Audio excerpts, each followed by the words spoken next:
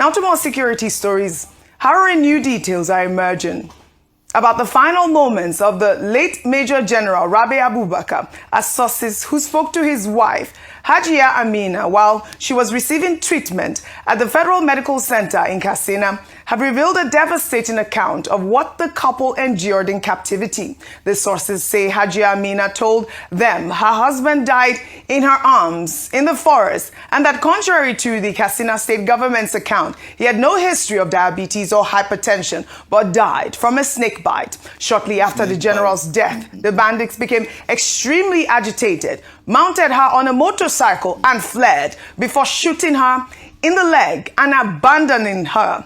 She was later discovered by a good Samaritan before troops arrived and found her lying in a pool of blood. So it was not that they rescued her. No, they found these are the conversations. You know, I mean, people will speak. There is eyewitness account, and there are people that have been, involved in this, heinous crimes. They will speak. So, I mean, at this moment, I do believe that we have to call the Katsina state government to question why. Why did they release that statement saying that, the man died of diabetes and hypertension? Now, talking about Katsina state government, from the very beginning, I recall that when Hajia Abubakar was released, we said that she has a lot to say, because if there's anyone who can give a true account of what actually happened, this is the woman. And I'm glad that she's now finally speaking up.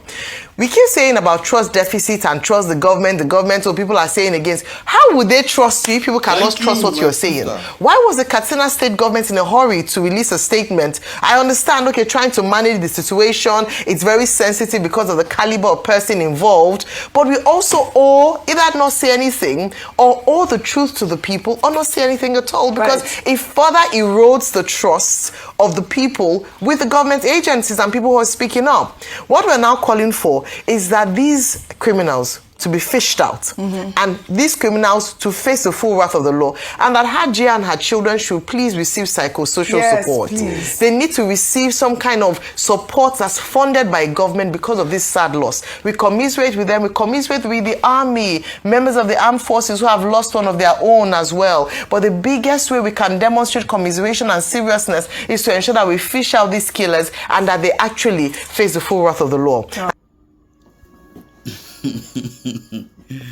You know, get waiting Musa not go see for gate.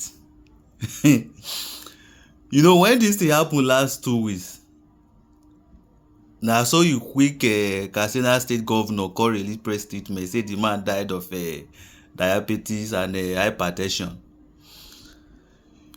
When all those stories they come, and when the military they say that they rescued the woman, I say military rescued this woman.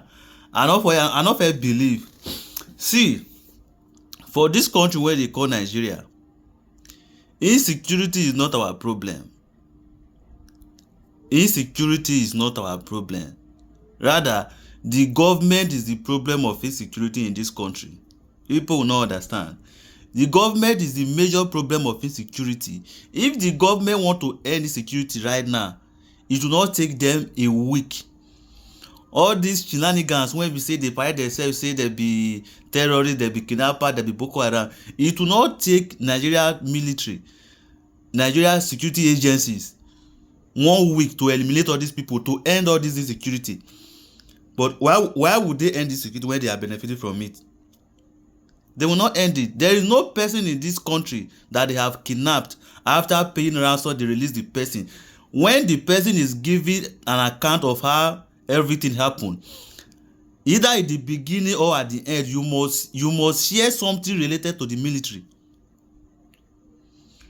You must see where the person is related the incident to the military. You must share their own effort inside. Abacha don't tell us for this code. He say any insurgency when it lasts more than 24 hours. So you know say the government hand is in it. Sheikh Ahmed Gumi also said that the government know the bandit, the terrorists, the Boko Haram by name and by location. He know where they are. So all these shenanigans, all these stories that touch the heart, all these forth and back story when the military and the government they tell us, They know what they are doing. But the painful part is that they are playing politics with our own lives. That is just the most painful part of it. They are playing politics with our own lives. While their family are in abroad, flying, booking flight up and down. Anytime Seyi Tinubu want to go from move from Lagos to Abuja, he will take flight. His own children the same too. The president the same thing. You understand? So they have nothing to worry about, but they are putting the life of the citizen, the common citizen, at stake. Our children also. Our schools are not safe anymore. Our business places are not safe anymore. Our roads are not safe anymore. How many people can really afford flight from Lagos to every location in Nigeria? How many people? Lagos to Delta State now is about 150,000. To and fro is 300,000. How much is your monthly salary? How much is your salary that makes you feel you can afford flight all the time? Anytime you have money, you book flight. How much is your salary? How much is your income earning?